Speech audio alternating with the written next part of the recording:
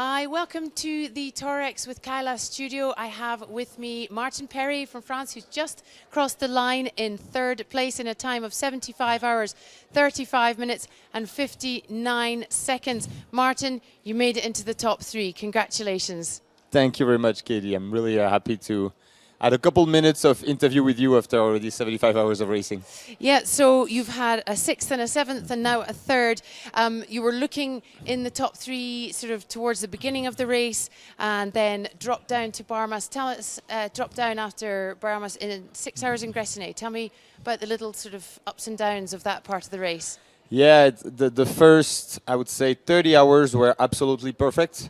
I had splits for every aid station, and I was never more than 15 minutes ahead or behind. So that was just perfect. I was even surprised to find myself in first place after Barma. I would not expect to be in first place before Gressenay, even though it was ultimately my goal. But then I started feeling like I had problem breathing. I actually had a cold during the Lauson climb. That was really, really cold, snowy in the middle of the night. And I made a mistake, rookie mistake with the gear that I was using, and I could feel that it was, now I had the symptoms, and I couldn't get up after Niel on the Col Lassonnet. I couldn't do anything. I couldn't even walk anymore. I couldn't even run downhill, which is my specialty. So I had to sleep an hour in Lou in the descent, then walk to Gressenay. My crew, actually, I was thinking about quitting. My crew told me, you need to get to Gressenay at least, which I did. And slept a few hours just for them and to be able to at least start again.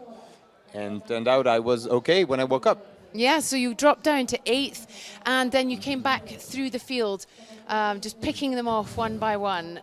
What was pulling you forward? What was keeping you going during those times?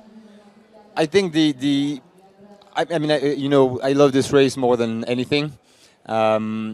And the idea of having to quit the race, even though in my condition during the night, it would have made sense, but it would have been terrible for me, a real heartbreak. So when I woke up, then I felt like I had a second chance at life, kind of, at least for that race.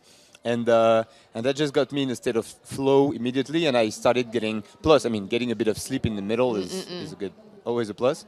And yeah, that got me through the next few hours, and I think I had 3 hours to the nearest competitor, but I knew I could make up some time with Great, so third tour and on the third spot of the podium.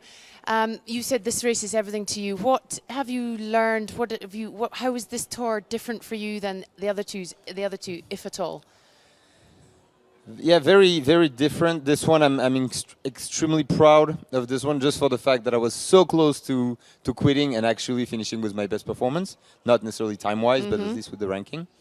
I think, yeah, it was. They were all very different. This one, what was really great is it made me realize that I can definitely have the kind of time goal that I have in mind, getting close to Franco's record in a year where everything goes well. And that was very the positive. After 30 hours, feeling so great and being in first place in Barma, that was extremely positive for the many years to come. Well, what's extraordinary is that both second and third place, well, first, second and third all French, second and third, you both had a massive dip in the middle and came back and right up onto the podium. So congratulations to you. It's been quite a journey, I know, for you to get to this stage. And we thank you for spending some time with me. Congratulations on your podium place. And we look forward to seeing you aiming for that Collet record another time next year, maybe. My pleasure. Yeah, for sure. Next year, the one after, or the one even after.